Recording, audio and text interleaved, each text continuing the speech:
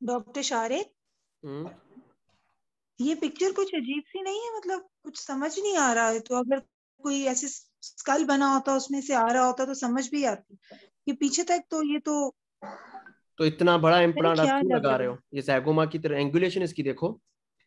नहीं नहीं, मेरा मतलब है कि ये इतना ज्यादा नजर कैसे आता है ओरल कैविटी में? ओरल कैविटी में तो यही पार्ट नजर आएगा ना जो पैलेट से निकला हुआ है। नहीं, डॉक्टर मगर उन्होंने शारिक, जो एक्सपोज किया है ना, एक्सपोज्ड है। क्वेश्चन नंबर 3 जो है, what is the classification of this hardware? Sir, ये जो जागा क्लासिफिकेशन है उसके मुताबिक ये क्लास 4 है।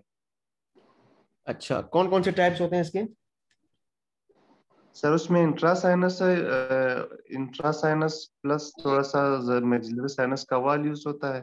फिर मतलब इम्प्लांट जो है मोस्टली इंट्रासाइनस होता है, वाल उसको इन्वॉल्व किया होता है ना। फिर इम्प्लांट जो है एक्स्ट्रा साइनस होता है, थोड़ा सा मैक्सिलरी साइनस के वाल को उसने इन्वॉल्व किया होता है। जो क्लास 4 होता है वो कम्प्लीटली एक्स्ट्रा साइनस होता है, जिस तरह ये। अच्छा, तो आपको कैसे पता चला ये एक्स्ट्रा साइनस है? सर, इसके जो बोन है वो जो इम्प्लांट है कम्प्लीटली एक्सटीरियर है ना। नहीं, आपको यहाँ नजर आ रहा है, मुझे तो नहीं नजर आ रहा, पता नहीं आपको कैसे नजर आ गया कि बिल्कुल साइनस से बाहर है। इस तरह ना एग्जाम सर, में नहीं तो इसका बोलिएगा। सारा। देखें डॉक्टर नमीदुल्ला, अच्छा। एग्जाम में ना जी यही जी। चीजें आपको फंसाती हैं, पता है? कि आपसे पूछा गया कि भाई कौन से टाइप्स हैं, भाई जागा 1, जागा 2, जागा 3, जागा 4, बस खत्म। आप यहाँ पे चुप हो जाएं। अब आप एग्जामिनर को अगर बोलोगे ना जागा 4 है, तो ये समझो कि आप अपने आप को फंसा रहे हो। अच्छा, इसमें जो क्वेश्चन का टास्क है, what is the classification of this hardware ना। नहीं, मैंने ये मुझे लगता पूछा है कि कि इस जो पिक्चर हार्डवेयर में की दिखा रहा है इसका क्लासिफिकेशन पूछ रहा बताओ। है। Okay okay. ठीक है, इसके इंडिकेशंस क्या है? इसके इंडिकेशन ये है कि अगर आपके पास बिल्कुल एट्रोफिक मैग्जिला हो और आपको इम्प्लांट सपोर्टेड कोई वो चाहिए, आपको इम्प्लांट सपोर्टेड कोई प्रोस्थेसिस चाहिए, मैग्जिलरी डिफेक्ट हो बायलेटरल, उसमें आप दे सकते हैं। हम्म, और ठीक आप है, बोन ऑगमेंटेशन नहीं कर सकते किसी रीजन की वजह से, तो आप सही है। साइगोमा की बोन को यूज। सही है, मतलब इसका जो मेन इंडिकेशन वो यही है कि सिवियरली रिजॉल्व डिडेंटुलस मैक्सिला हो। और इसको आप जब साइनस ऑगमेंटेशन के, ये अल्टरनेटिव प्रोसीजर जो साइनस लिफ्ट का ना, जब एक्सेसिव साइनस न्यूमेटाइजेशन हो तो ये इसका अल्टरनेट है। और जब आपकी साइनस ऑगमेंटेशन फेल हो जाए, या जब आपने कोई ट्यूमर की, बड़ी ट्यूमर की रिसेक्शन की है, या आपका कोई कंजेनाइटल डिफेक्ट हो मैक्सिला का, या आपके कन्वेंशनल इम्प्लांट फेल हो जाए, या कोई प्रीवियस बोन ग्राफ्ट जो आपने लगाया वो फेल हो जाए, इसके कंट्रा इंडिकेशंस कौन से हैं? सर, इसमें पेशेंट रिलेटेड अगर कोई कोमार्बिड आप नहीं लगा सकते। अच्छा, इसके बाद जो है लिमिटेड माउथ ओपनिंग हो, कि पेशेंट का माउथ ओपनिंग इतना कम हो कि इतना लंबा सा हार्डवेयर आप उसमें इंसर्शन में प्रॉब्लम हो, या पेशेंट के जो इंटीरियर टीथ हो वो भी आपको मैंडिबुलर इंटीरियर टीथ वो भी हाइड्रेंस बनता है, आप नहीं लगा सकते। ठीक है, मतलब ये है कि आपका acute साइनसाइटिस हो, कोई मैक्सिलरी पैथोलॉजी हो, या आपकी जो है वो पेशेंट की कोई कोमॉर्बिडिटी हो, या पेशेंट की जो है वो अपना, पेशेंट की इतनी हाइट है जिसमें आप डेंटल इम्प्लांट लगा सकते हो, और या acute ट्रिस्मस हो। ठीक है डॉक्टर, मुझे ये बताएं कि इसकी कितनी जो है ना वो टेक्निक्स हैं जो है ना वो इम्प्लांट इंसर्शन की? इम्प्लांट इंसर्शन की जो टेक्निक्स है, हम्म। इसमें सर पहले तो पेशेंट की जो कांस्टेंट काउंसलिंग और इसके बाद नहीं आपने नहीं, एनेस्थीसिया आपने दिया हो। खुद ही बताया हाँ ना कि हाँ। एक हम इंट्रा साइनस है और एक एक्स्ट्रा साइनस है। इसमें सर एक जो है फुली इंट्रासाइनस, हम लोग जो बॉडी ऑफ द जाइगोमा है उसको डायरेक्ट वो करते हम्म हैं, और जाइगोमा से ऊपर, और एक साइनस में 2 होल करते हैं इम्प्लांट की पैथ को देखने के लिए। हम्म। तो एक्स्ट्रा साइनस और अप्रोच जो कैसे करते हैं, मुझे एक्स्ट्रा साइनस की बता दो। एक्स्ट्रा साइनस में सर जो म्यूकोपेरियास्टल फ्लैप है उसको रेस करते हैं। हम्म अच्छा, इसको जो है ऊपर लेवल तक ले जाके जो जाइगोमेटिक बॉडी है उसको विजुअलाइज करके डायरेक्ट उसी में लगा लेते हैं, और सारा इम्प्लांट जो है वो साइनस से ऊपर होता है। जस्ट उसका जो अटैचमेंट एरिया होता है वहां से हम लोग जो मैक्सिलरी रिच है या पेलेटल साइड पे उसको जो है जो अबेटमेंट होता है उसको लगाते सही है, ठीक है। Thank you doctor Naimuddaula Khan. हैं। Thank you sir. ठीक है जी, अब कौन आएगा? डॉक्टर शारिक, ये तो मेनली दो टाइप्स है ना, एक ब्रेन मार्क जो साइनस स्लॉट वाला टेक्निक कहलाता है ना, और दूसरा ज़ैगोमैटिक बॉडी गाइडेड जो इम्प्लांट होता है, दो ही टाइप्स है ना? इसमें नहीं, मैं टेक्निक का पूछ रहा था, टेक्निक के दो टाइप हैं। नहीं, मैं टाइप्स का, वैसे जो आपने क्लासिफिकेशन का पूछे तो दो ही टाइप्स है ना बेसिकली, कि कोई और भी है? ये बताए थे ना, ज़ागा 1, ज़ागा 2, ज़ागा 3, ज़ागा 4। अच्छा, ये मैं ज़ाइगोमेटिक इम्प्लांट्स के पूरे नोट्स आप लोगों के साथ शेयर करूंगा ना सारे, इसमें टेक्निक्स भी मैंने जो है ना डिस्क्राइब की हुई है, ठीक है? और जो ब्रेन मार्क और साइनस स्लॉट है वो तो एक ही है ना दोनों? मैंने तो इसकी यही क्लासिफिकेशन पढ़ी है।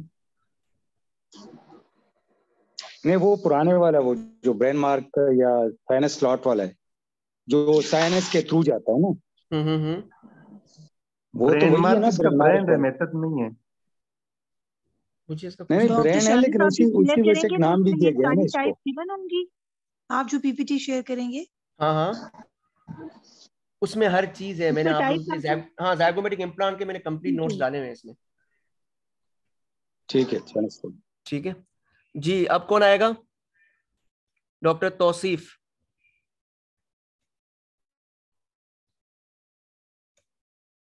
Doctor Tauseef,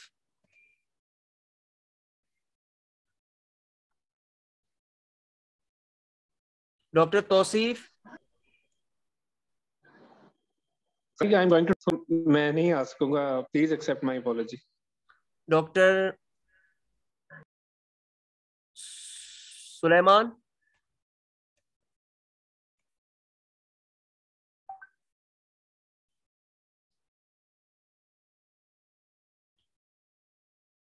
doctor Suleman.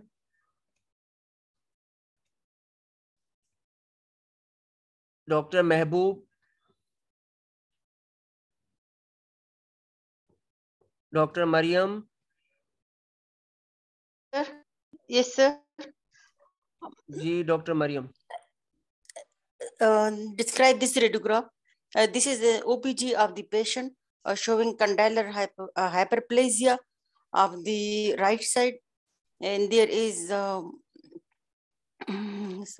open bite on the right side also, and some teeth are missing, from molar, lower right molar, and first molar and right side, and of the lower right first molar of the left side also are missing here. ठीक। What are the causes of the facial asymmetry? And the causes of the facial asymmetry may be trauma, congenital causes, idiopathic, maybe the cause may be unknown, or neoplastic, maybe neoplasia of the condylar region.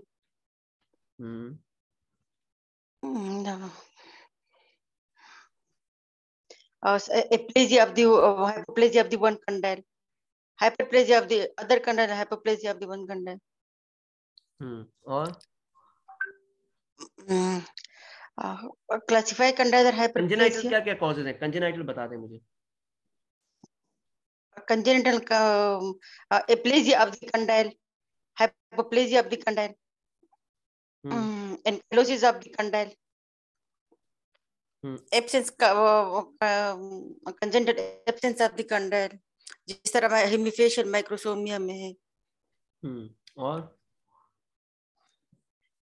Developmental कौन से? Sir developmental sir यही syndromic जो है। आपने बड़ा सियासी जवाब दे दिया ना, मैं चुप हो गया हूँ। आपने क्योंकि वही बात कर दी ना, ट्रॉमेटिक, नियोप्लास्टिक, इडियोपैथिक। यस, ये तो बचाने वाली चीज है ना। अच्छा, इसमें ना कंजेनाइटल, डेवलपमेंटल, एक्वायर्ड और इडियोपैथिक है ना।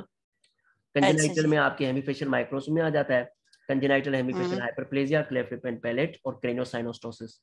और डेवलपमेंटल में जो है ना आपकी जो अपना प्रोग्रेसिव हेमीफेशियल एट्रोफी, कंडाइलर हाइपरप्लेजिया, ठीक है। और इसके अलावा आपकी जो है वो अपना एक्वायर्ड एनोमलीज में आपकी जो ना कंडाइलर ट्रॉमा और आपकी juvenile idiopathic arthritis, degenerative joint disease, TMJ ankylosis, और इसके बाद आपके इडियोपैथिक आएंगे। सही है। अच्छा मुझे बताओ कंडाइलर हाइपरप्लेजिया को क्लासिफाई करो। सर कंडाइलर हाइपरप्लेजिया की क्लासिफिकेशन यूनिलेटरल बायलेटरल है, और इसके अलावा कंप्लीट और इनकम्प्लीट है, कंप्लीट है, इनकम्प्लीट है, और इसके अलावा बिनाइन यूनिलेटरल ट्यूमर और है, बायलेटरल। मैलिग्नेंट ट्यूमर है। जी sir, unilateral bilateral benign tumour है, मैलिग्नेंट ट्यूमर है। अच्छा। और इसकी सर एक हाइपरप्लेजिया और एक दूसरी इलांगेशन थी मेरे ख्याल से। अच्छा, कंडाइलर मतलब एक हो गया unilateral, bilateral, complete, incomplete, upper and lower. Yes sir, yes sir. Upper and lower होता है? No sir. Upper and lower तो नहीं बताए सर। वो एक कंडाइलर हाइपरट्रॉफी और कंडाइलर इलांगेशन वाला कुछ ऐसे किस्सा था। डॉक्टर मरियम आज पूरी, एक्टिव और इनएक्टिव था सर। आज आप फुल मूड में हैं और सारी सियासी बातें कर रही हैं आप। सर अल्लाह खैर करे। इसकी एक ऑब्लिगेजर क्लासिफिकेशन आती है और एक वॉल्फोर्ड है ना? जी सर। ऑब्लिगेजर कौन सी है सर? रिवाइज नहीं की। अच्छा ठीक है, आपको थोड़ा बहुत तो याद होगा ना? मैं याद दिलाऊं? सर एक वही जी, टाइप 1 हेमीमैंडिबुलर इनलोंगेशन है, जिसमें yes, आपकी जो ना वो अपना जो ग्रोथ वेक्टर होता है ना वो हॉरिजॉन्टल प्लेन में होता है, और टाइप 2 आपकी जो ना हेमीमैंडिबुलर हाइपरप्लेजिया है, हाइपरट्रॉफी है। Yes sir. तो वो आपकी जो ना वर्टिकल प्लेन में उसका वेक्टर होता है। वर्टिकल प्लेन में। और वॉल्फोर्ड क्या है? उसमें आपके 4 टाइप्स है ना जी। वो कौन से? सर बिनाइन और वो था मैलिग्नेंट, उसमें ट्यूमर थे। वो तो टाइप 3 और टाइप 4 में थे। टाइप 3 में आपके बिनाइन है, टाइप 4 में मैलिग्नेंट है। सर ये याद नहीं है अभी। चलो खैर है, क्लासिफिकेशंस वैसे भी याद नहीं रहती। जी सर। मैं वो भेज दूंगा तो याद कर लीजिएगा दोनों क्लासिफिकेशन, ऑब्लिगेजर और वॉल्फोर्ड। इसकी ट्रीटमेंट क्या है? कंडाइलर हाइपरप्लेजिया को कैसे ट्रीट करते हैं? Type according to the Wolford type 1 को कैसे ट्रीट करोगे? सर इसको अगर एक्टिव उसमें ना हो, हाइपरप्लेजिया एक्टिव स्टेट में ना हो, तो फिर इसके हम कंडाइलर शेविंग अकॉर्डिंगली या कंडाइलर जो है रिसेक्शन करते हैं। देखो जो टाइप 1 होता है ना, वो जो आपका जो अपना टाइप 1 की जो एज ऑफ ऑनसेट होती है ना वो प्यूबर्टल एज होती है ना, तो उसमें ज्यादातर ये कहते हैं कि सर्ज जो है ना वो कंडाइलर शेविंग या इसको अवॉइड करते हैं, मगर इसमें आपके पास स्टिल 2 ऑप्शंस हैं। एक तो ये है कि आप वेट करो ताकि पेशेंट की ग्रोथ जो है ना वो कंप्लीट हो जाए, आपने पेशेंट को और उसके अटेंडेंट को काउंसल करना है, ठीक है? फिर बाद में जाके आपने कोई ऑर्थोगेनेटिक सर्जरी वगैरह करनी हो तो वो आप बाद में करें। मगर इसमें आपके पास दूसरा ऑप्शन स्टिल अवेलेबल होता है कि हाई कंडाइलोटमी। उसमें आप क्या करते हो, 4 to 5 mm जो है ना आप कंडाइलर का टॉप जो होता है ना उसको जो है ना आप शेव कर देते हो, ठीक है? जी सर। दोनों पोल्स को, मीडियल और लेटरल पोल को। फिर आपकी जो डिस्क की जो है ना वो रिपोजिशनिंग करते हो आप। फिर उसके बाद आप पेशेंट को बाद में ऑर्थोगेनेटिक और जो एडजुवेंट प्रोसीजर्स होते हैं वो आपने जो है ना वो बाद में करने। मगर जो टाइप 2 होता है ना उसमें आप जो है वो अपना कंडाइलेक्टोमी करते हो, लो कंडाइलेक्टोमी, ठीक है? Yes sir, yes sir. सही है, ठीक है, thank you doctor Maryam. Thank you sir. सियासी बातें बहुत की आपने आज। डॉक्टर शारिक, ये टाइप 1 है या टाइप 2 है या टाइप 3 है, ये हमें हिस्टोलॉजी के बगैर कैसे पता चल सकता है? देखो टाइप 1 जो होता है ना आपका प्यूबर्टी में होता है, तो आपको जो ना एक्टिव स्पोर्ट्स मिलते हैं इसमें, हॉट स्पॉट्स टाइप 1 में,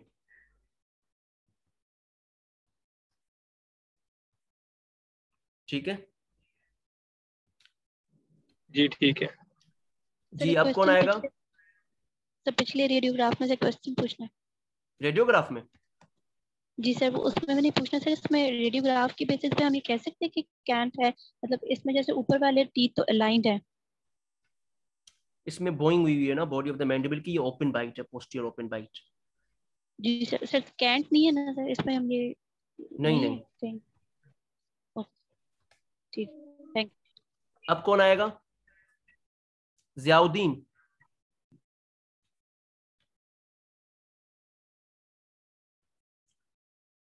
Ziauddin, doctor Ziauddin. Doctor Ismail.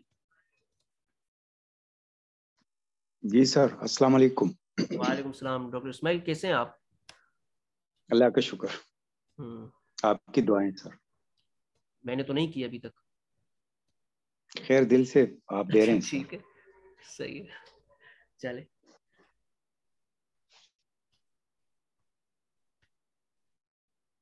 Ji doctor Ismail.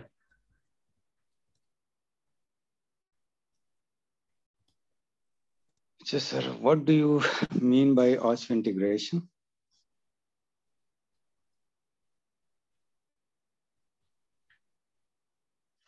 Osseointegration is a process by which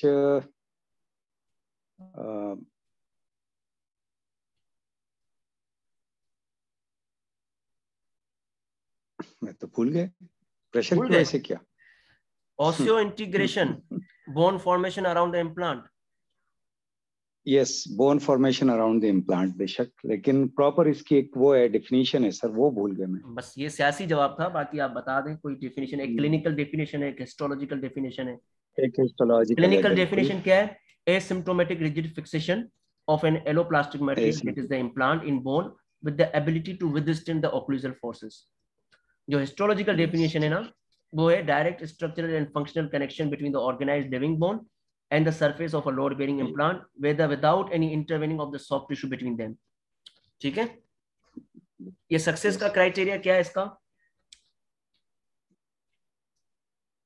What is the possible criteria for success of implant? Success criteria तो सर इसमें यानी कि there should be no mobility. Yes, जबरदस्त. There should be no peri-implantitis. जबरदस्त. There should be no radiographic bone loss. जबरदस्त. कितना bone loss? कितना bone loss नहीं? नॉर्मल जो है per annum it's 0.2 mm. 0.2 mm per year. अगर फर्स्ट ईयर में 1.5 mm का लॉस होता है तो मतलब 1.5। ठीक है, ठीक। यस, लेकिन जो बाकी है वो पर एनम 0.2 mm होता है। 0.2 mm, यस, सही है, जबरदस्त। और देयर शुड बी मोबिलिटी, तो बता दिया। अच्छा, मोबिलिटी का कैसे पता चलेगा कि ये मोबिलिटी इम्प्लांट की है या नहीं है?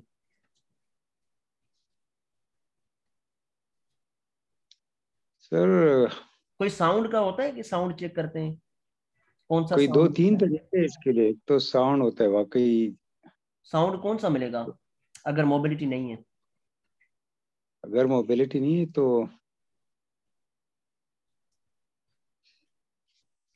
वो कहते हैं सॉलिड रिंग साउंड, और जो डल होता है ना उसका मतलब ये होता है कि वो ऑसियो इंटीग्रेटेड नहीं है। ठीक है, अच्छा। Solid ring sound.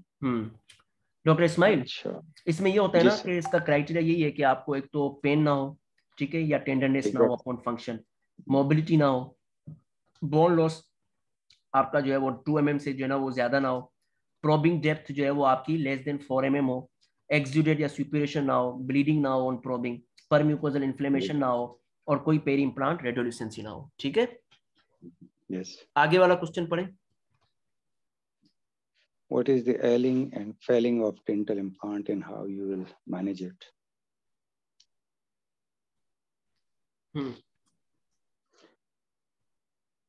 वैसे फेलिंग इम्प्लांट तो फेल वही होता है कि जिसमें मोबिलिटी भी आ गई हो, रेडियोल्यूसेंसी भी हो, और ये सारा कुछ हो ना sir. Ailing is a bit minor term. नहीं, एलिंग और फेलिंग में क्या फर्क है? दोनों में फर्क ये है कि we can treat ailing implant with scaling मैंने in... पूछा है what is ailing implant and failing implant? जी जी डॉक्टर इस्माइल। एलिंग इम्प्लांट वो होते हैं जिसके अराउंड इम्प्लांट वो होता है ना, मतलब इन्फ्लेमेशन अराउंड इम्प्लांट हो जिसको हम मैनेज कर सकते हैं। यस, ठीक है, विद लोकल मेयर्स। ठीक है। और फेलिंग इम्प्लांट वो होता है जिनको मतलब हम नहीं मैनेज कर सकते, मतलब वो नहीं, फेलिंग इम्प्लांट को कर सकते हैं, फेल्ड इम्प्लांट को नहीं कर सकते। Failed implant is an other thing. There is the ailing implant, failing implant and the failed implant. There is a difference, इन तीनों में डिफरेंस है। ठीक है, अच्छा सर। तो जो एलिंग इम्प्लांट होता है ना उसमें कहते हैं कि बोन लॉस होता है विद पॉकेटिंग, मगर कोई इन्फ्लेमेशन या ब्लीडिंग नहीं होती, मतलब इन्फ्लेमेशन के साइंस नहीं होंगे, ब्लीडिंग भी नहीं होगी। जो फेलिंग इम्प्लांट होते हैं ना उसमें आपका bone loss with pocketing, bleeding होगी अपॉन प्रोबिंग, आपकी जो है ना वो सुप्यूरेशन होगी, आपकी जो है वो अपना इन्फ्लेमेशन के साइंस होंगे, एडिमा, पेन, ब्लीडिंग, ये सारी चीजें होंगी, मगर इम्प्लांट इमोबाइल होगा। मगर जो फेल्ड इम्प्लांट होता है ना उसमें इम्प्लांट मोबाइल होता है। ठीक है, एग्जैक्टली, मैं उसको फेल्ड समझने लगा। ठीक है सर। हाँ। अच्छा, कैसे मैनेज करोगे एलिंग और फेलिंग को? एलिंग और फेलिंग के लिए तो दोनों के लिए सर पहले तो हमने कंजर्वेटिवली जाना है। कंजर्वेटिव है कि हम स्केलिंग करा दे और इम्प्लांट को फिर एक्सपोज करके सराउंडिंग जो ग्रेनुलेशन वगैरह टिश्यूज हो उनको हटा दे, जबरदस्त। और फिर सरफेस ट्रीटमेंट करा दे इम्प्लांट की। जबरदस्त। उसके बाद क्या कहते हैं, बोन ग्राफ्टिंग जिसे कहते हैं ना हम, गाइडेड टिश्यू रिजेनरेशन के जबरदस्त साथ। बताया आपने, बिल्कुल सही बताया। बस आपने नॉन सर्जिकल और सर्जिकल को मतलब मिक्स करके बताया। वैसे तो आपने सही बताया, नॉन सर्जिकल में यही है कि आपने मैकेनिकल क्लीनिंग या डिब्राइडमेंट करनी है, एंटी माइक्रोबियल जी थेरेपी सर। स्टार्ट करा दो, और जो प्लग डिपॉजिट्स जी हैं उनको रिमूव करो, चाहे वो स्केलिंग के साथ करो या आप जो है ना वो प्लास्टिक इंस्ट्रूमेंट के साथ। और टॉपिकल एप्लीकेशंस होती हैं क्लोरहेक्सिडिन की या डॉक्सीसाइक्लिन की। और इसके अलावा जो है वो आपके पास इसमें वो होता है सर्जिकल, जिसमें रिसेक्टिव थेरेपी और रीजेनेटिव थेरेपी होती है। रिसेप्टिव थेरेपी में क्या जी करते हो आप, जो एक्सपोज्ड इम्प्लांट होगा ना उसको आपने केमिकल जी एजेंट के साथ जो है वो क्लीन किया, फिर उसको जो इम्प्लांट का जो सरफेस है ना उसको आपने पॉलिश करना होता है, अरकानसास स्टोन होता है जो, ठीक है, उसके साथ आपने इसको जो है वो अपना पॉलिश किया। फिर उसके बाद जो पेरी इम्प्लांट सॉफ्ट टिश्यूज है ना उसको रिसेक्ट करके और फिर रीअडेप्टेशन कर ली, म्यूकोजल फ्लैप की और कनेक्टिव टिश्यू अटैचमेंट की। जो रीजेनेटिव थेरेपी है इसमें आपके पास गाइडेड बोन रीजनरेशन है, ऑटोलोगस ब्लड है, बोन सब्स्टिट्यूट या मेम्ब्रेन है। ठीक है, ठीक है सर, थैंक यू। ठीक है डॉक्टर स्माइक, थैंक यू।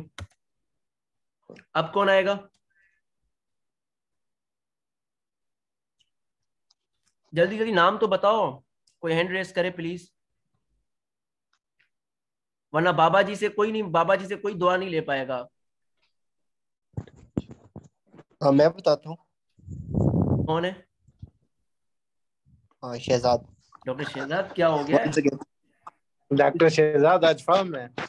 हाँ डॉक्टर शहजाद तो आज कह रहे हैं बस मैं पकड़ में नहीं आऊंगा। डॉक्टर मुनव्वर तो यही है ना वो, डॉक्टर डॉक्टर महबूब ने हैंड रेज किया है। Doctor Mehboob ji, doctor Mehboob.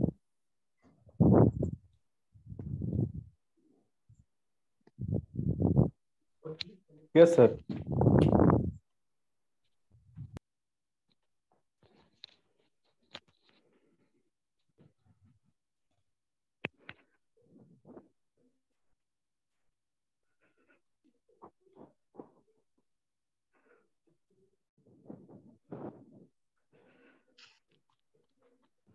Yes sir.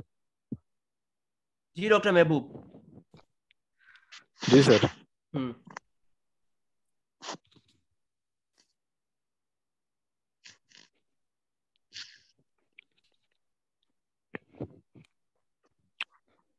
Sir पढ़ लिया ये मैंने। क्या है आपकी डिजीज, क्या क्या है? सर मेरे डीडीज हैं रेडिएशन इंड्यूस्ड ऑस्टियोनेक्रोसिस, और हो सकता है सर कि मरॉन जो ये मेडिकेशन रिलेटेड हो, या फिर जो है ये एरॉन जो anti resorptive drugs related osteonecrosis of the jaws. ठीक है, और सीए नहीं हो सकता? बिल्कुल हो सकता है सर।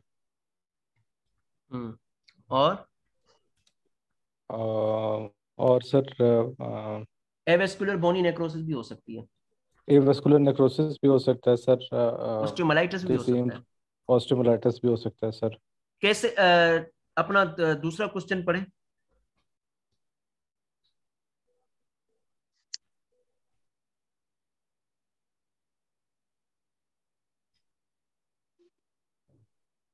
जी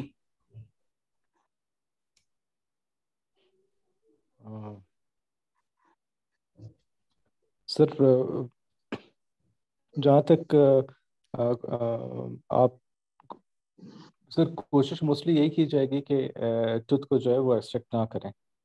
ये बायोप्सी और किसने उसको बोला है जो है यहाँ वो पर? कंजर्व। अच्छा ठीक सर है। मैंने पूरा क्वेश्चन नहीं पढ़ा था। हाँ मैं समझ गया, मैं समझ गया।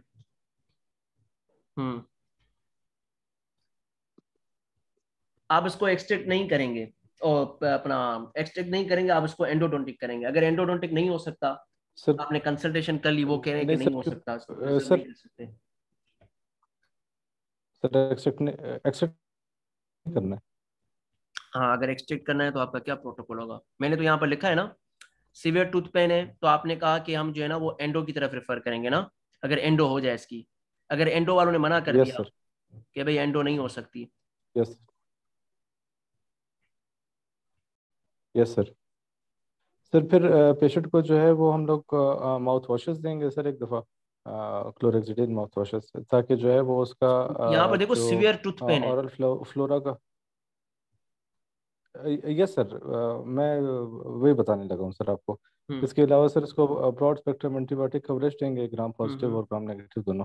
और फिर उसके बाद जो है सर कोशिश करेंगे कि एज ए ट्रॉमेटिकली एज पॉसिबल इस दांत को हम एक्सट्रैक्ट करें। ठीक है, उसके पहले आप कुछ नहीं करोगे? प्री ऑपरेटिव क्या प्रोटोकॉल होगा, इंट्रो ऑपरेटिव क्या होगा, पोस्ट ऑप आपका प्रोटोकॉल क्या होगा? सर प्री ऑपरेटिव तो जो है वो आपका प्रोटोकॉल यही होगा कि आप अच्छे तरीके से जो है वो अपनी एग्जामिनेशन करें, इंट्राऑरल देखें कि किसी जगह से ऑलरेडी कोई बोन, कभी कभी इस तरह भी होता है कि एक्सपोज होती है, पेशेंट को किसी किस्म का जो है वो साइन एंड सिम्टम नहीं होता, तो वो आप देखें, अच्छे तरीके से एग्जामिन करें। फिर उसके बाद जो है सर आप एक करा लें, उससे आपको ये आइडिया हो जाएगा कि अगर बोन में ऑलरेडी किसी किस्म की जो है वो नेक्रोसिस हो गई है near the of the associated tooth या नेबरिंग रीजन में, तो उसके लिए जो है आप पहले ही तैयार हो, प्लान्ड हो आप उसके लिए। फिर सर आपने जैसे मैंने आपको बताया कि आईवी लाइन पास करनी है, और आपने जो है वो इसको 1 घंटा पहले जो हम 1 ग्राम एमक्लेव का या कैलवोलेरिक एसिड के साथ किसी भी एमोक्सिसिलिन का जो डोज चलाते हैं वो आपने चलाना है उसको।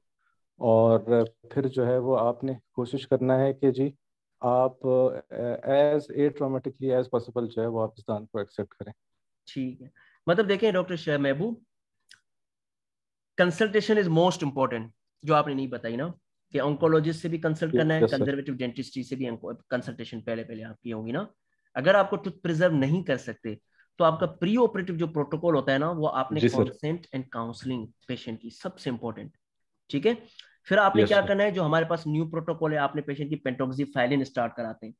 ठीक है, वो 400 mg twice yes daily sir, देते हैं। ठीक है, और टोकोफेरोल कुछ, मतलब अगर बुकिश देखा जाए तो टोकोफेरोल भी देते हैं इसमें 1000 इंटरनेशनल यूनिट वंस डेली। तो ये आपका प्रोटोकॉल 1 वीक बिफोर सर्जरी होगा। ठीक है, इंट्रा ऑपरेटिव क्या है कि आपने पेशेंट को प्रॉपर लोकल एनेस्थीसिया दिया। ठीक है, और इसके अलावा आपने वाइटल्स मॉनिटर किए, ए ट्रॉमेटिक एक्सट्रैक्शन करके जो शार्प स्पिक्यूल्स हैं उनको आपने रिमूव करना है। ठीक है, अगर वो प्रेजेंट है। फिर उसके बाद यस आपका सर, जो पोस्ट ऑप जो प्रोटोकॉल होगा ठीक ना, है सर, जो पोस्ट ऑप आपका जो प्रोटोकॉल होगा, उसमें ये यस होगा सर, कि जो पेंटोक्सिफाइलिन और टोकोफेरोल है वो आपने 3 मंथ्स तक कंटिन्यू करनी है, 3 वीक्स तक, सॉरी 3 भी नहीं है मेरे ख्याल में, 8 वीक्स थे, 8 वीक्स तक आपने उसको कंटिन्यू करना है। ठीक है, फिर पेशेंट को आपने पोस्ट ऑपरेटिव जी इंस्ट्रक्शंस देके मेडिकेशंस देनी है, फॉलो प्रॉपर रखना है। फिर उसके बाद आप देखते हो अगर ऑस्टियोरेटोनेक्रोसिस डेवलप हो गया है तो आपने पेंटोक्सिफाइलिन और टोकोफेरोल को फर्दर 6 मंथ्स के लिए कंटिन्यू करके और क्लोड्रोनेट उसके साथ साथ ऐड करनी है 1600 mg पर डे। ठीक है, जी सर, ये रिसेंट प्रोटोकॉल है। ठीक है, यस सर, सही है, ओके। अच्छा डॉक्टर महबूब, जी सर। ऑस्टियोरेटोनेक्रोसिस की थ्योरीज कौन कौन सी हैं? सर ऑस्टियोरेडियोनेक्रोसिस की जो है वो एक ओल्ड थ्योरी है। उस ओल्ड थ्योरी में जो है वो मेरे ख्याल सर वो मार्क्स की थ्योरी है। एक मार्क्स की थ्योरी है जिसमें हाइपोसेलुलैरिटी है और मार्क्स थ्योरी से हाइपोक्सिया है। पहले कुछ था, पहले कोई और थ्योरी थी? यस सर, याद नहीं आ रहा। सबसे पहले पहले हाँ सर, कॉन्सेप्ट क्या मार्क्स से था? पहले ये कहते थे कि ये जो है वो एक बैक्टीरियल इन्फेक्शन है, ये मतलब ये कि वो कहते थे कि स्ट्रेप्टोकोकल। रेडिएशन इंड्यूस्ड ऑस्टियोमाइलाइटिस है। यस सर, यस सर, ठीक है, फिर उसके बाद मेयर्स थ्योरी आई थी ना। यस सर, तो मेयर्स थ्योरी ने क्या बोला जी सर, कि ये आपका मेयर्स थ्योरी ने जो है ना उसके 3 ट्रायड बताया हमें ना, कि आपका जो ट्रॉमा जब होता है रेडिएटेड पेशेंट में, जब ट्रॉमा होता है तो वहां पर आपकी माइक्रोबायोलॉजी का जो फ्लोरा है उसकी इन्वेजन होती है, उसकी वजह से इन्फेक्शन क्रिएट होता है। ये आपकी मेयर्स थ्योरी थी। फिर उसके बाद मार्क्स थ्योरी आई थी, जो आपकी ट्रिपल एच थ्योरी थी ना, हाइपोसेलुलर, हाइपोक्सिक और हाइपोवेस्कुलर। फिर उसके बाद कौन सी थ्योरी आई? यस सर, डेलिनियन की सर। वो क्या कहती है? सर वो कहती है कि बाकी जो मार्क्स वाली बातें हैं वो भी ठीक है, साथ में जो है वो फाइब्रोट्रोफिक चेंजेस भी हैं। मतलब वो जो फ्री रेडिकल ऑक्सीजन तो उसकी वजह से रेडिकल, हाँ क्या बता रहे हैं आप? वो मतलब हेलो,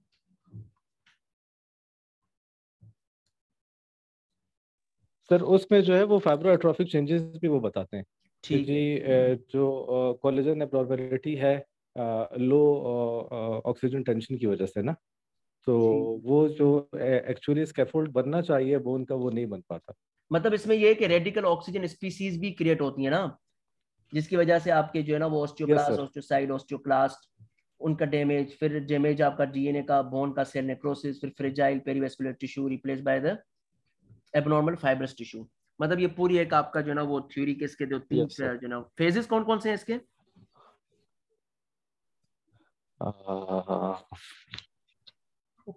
सर फेजेस मैं नहीं गेट कर पाया आपको।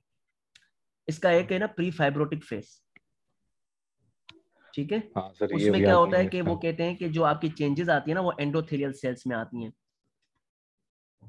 ठीक है। वो कहते हैं कि आपके एंडोथेलियल सेल्स जो है ना वो प्रीडोमिनेट हो जाते हैं together with the acute inflammatory response. एक होता है आपका कॉन्स्टिट्यूटिव ऑर्गेनाइज्ड फेज, जिसमें आपकी एबनॉर्मल फाइब्रोब्लास्टिक एक्टिविटी प्रीडोमिनेट हो जाती है, और एक होता है लेट फाइब्रोएट्रोफिक फेज, ठीक है, जिसमें आपका जो है वो टिश्यू रीमॉडलिंग जो है ना वो स्टार्ट हो जाती है, और इसके बाद आपकी जो है ना वो फ्रेजाइल आपके हीट टिश्यूज होंगे। सही है, इसके ये 3 फेजेस हैं। अच्छा डॉक्टर महबूब, हेलो डॉक्टर महबूब, क्लासिफिकेशंस कौन सी हैं? सर क्लासिफिकेशन नाम के हिसाब से नहीं याद, लेकिन मुझे वो स्टेजेस उसकी कुछ कुछ याद हैं, वो मैं बता सकता हूँ। कोई एक या 1 या 2 क्लासिफिकेशन बस याद कर लो ना, अगर याद ना हो ना तो नोटानी सिंपल है, वो याद कर लो, ठीक है। तो मैंने जो इसमें याद की थी वो लियोन्स क्लासिफिकेशन याद की थी मैंने जो सर एक कुछ इस तरह करके है कि नॉन स्पेसिफिक सिम्टम्स हैं और अल्सरेशन है, फिर अल्सरेशन है और सिम्टम्स नहीं है, फिर सिम्टम्स ही है, अल्सरेशन भी है, फिर एक्सपोज वुंड भी है, और फिर उसके बाद जो है वो बिल्कुल जो है वो पैथोलॉजिकल फ्रैक्चर नहीं, भी आपकी मौजूद है बिल्कुल सही। विद मैं ये कह रहा हूँ कि ऑरोफिटिंग कोई भी एक विथ नाम याद कर लो ना, इस तरह तो समझ में नहीं आएगा कि आप कौन सी बता रहे हो। जी सर, ठीक है, तो ये सारी क्लासिफिकेशंस मैं आप लोगों के साथ शेयर करूंगा, तकरीबन 7-8 है, तो उसमें से कोई भी आपको समझ में आए। तो मैंने जो याद की थी, एक लियोन्स याद की थी, और एक नोटानी याद की थी, और तीसरी भी कोई याद की थी, श्वार्ज एंड कागान, पता नहीं कौन सी याद की थी मैंने। ठीक है, अच्छा ठीक है डॉक्टर सर, ये महबूब, 5 करके हैं। चलो सही है, थैंक याद यू कर सो लेना। Much sir. ठीक है जी डॉक्टर, अब कौन आएगा? डॉक्टर शारिक, इसमें रेडिएशन की जो डोज है इसका भी कोई लिंक होता है कि 50 ग्रे से कम है तो फिर ऑस्टियोरेडियोनेक्रोसिस के चांसेस? जितना आपका डोज ज्यादा होगा उतने आपके ऑस्टियोरेडियोनेक्रोसिस के चांसेस बढ़ेंगे। तो वो भी फिर हम हिस्ट्री में लेंगे? हाँ ना, वो पूछ पेशेंट को, अगर पेशेंट के पास रिकॉर्ड है तो उसमें आप देखोगे। ठीक है, ठीक है, तो अगर उसकी 50 ग्रे से कम है तो फिर हमें ये पेंटॉक्सीफाइलिन वाला प्रोटोकॉल स्टार्ट करवाना होगा या नहीं करवाना होगा? पेशेंट को अगर ऑस्टियोरेडियोनेक्रोसिस डेवलप हो गया ना, तो आपका पेंटोक्लो का प्रोटोकॉल अलग है, एक्सट्रैक्शन का प्रोटोकॉल अलग है। सही है। वो डॉक्टर शारिक, वो हाइपरबारिक एचबीओ वाला थेरेपी प्रोटोकॉल जो है ना वो खत्म हो गया? वो खत्म हो गया, वो नहीं यूज करते अब, उसके रिजल्ट्स भी नहीं है। अच्छा, हमने एक पेशेंट का भी करवाया था, उसका रिजल्ट नहीं है। कहाँ पर होती है एचबीओ? ये कहीं कराची में नेवल हॉस्पिटल है, हाँ, ये पूछते सुना हैं है कि बोल क्यों सी डाइवर्स में वो मसला होता है। सही है, ठीक है। तो डॉक्टर शारिक, तुमने एचपीओ नहीं बोलना चाहिए, बस पेंटोक्लो पे ही हम रहे। पेंटोक्लो आप ये बता सकते हो सर, एचबीओ प्रीवियस प्रोटोकॉल है, न्यू प्रोटोकॉल पेंटोक्लो का है, बस। ठीक है, ठीक है, अब आ जाओ डॉक्टर सुंदर, आप आ जाए।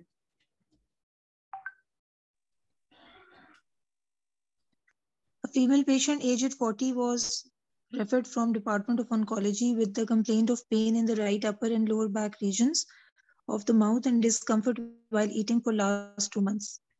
The patient had undergone surgery, chemo and radio 15 months ago for the treatment of carcinoma of the left breast. 8 months after the completion of the treatment, the patient started complaining of skeletal pains in the left arm. A bone scan was carried out to rule out any bony metastasis and was found to be negative. Oral bisphosphonates was prescribed for the prevention of bone metastasis for past 6 months. On intraoral examination, scrapable curdy white lesions surrounded by erythematous halo measuring 2:1 in maxillary regions palatally. पढ़ लिया जी. क्या diagnosis है? Provisional diagnosis बता दें. बिस्फोस्फोनेट related ऑस्टियोरेडियोनेक्रोसिस. कौन सा stage है?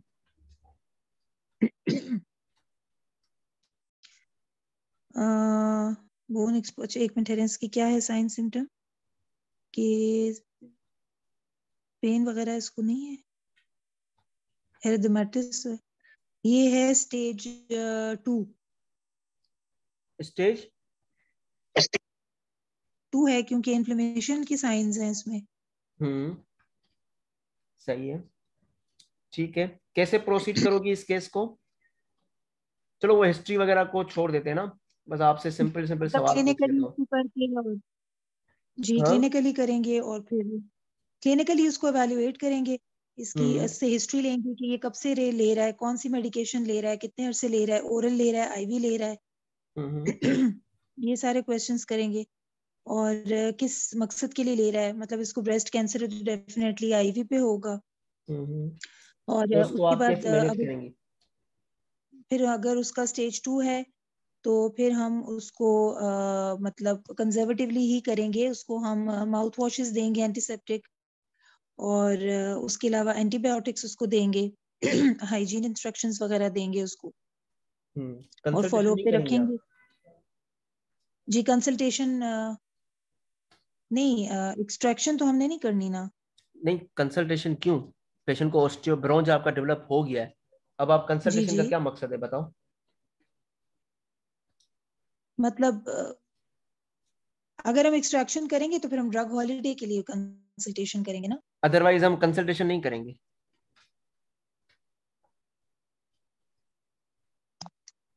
हाँ तो भले वो टेबलेट्स लेता रहे, अपना बिस्फोस्फोनेट्स लेता रहे. और मतलब हम करेंगे कंसल्टेशन की whether it can be stop for some time, इसकी कंडीशन स्टेबल हो जाए. यस ठीक है जी.